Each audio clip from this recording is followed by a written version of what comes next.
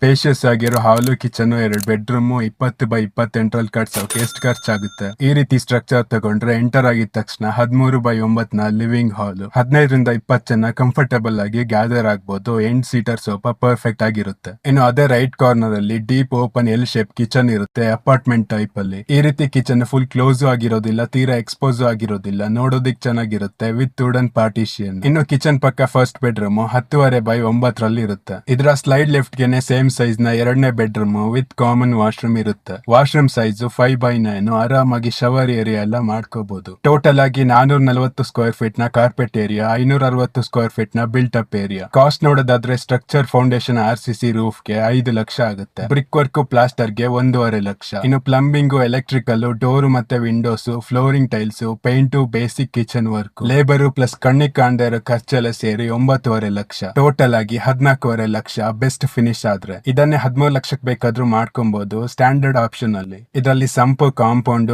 Gate, interior, land value, land levelling include ಆಗಿರಲ್ಲ.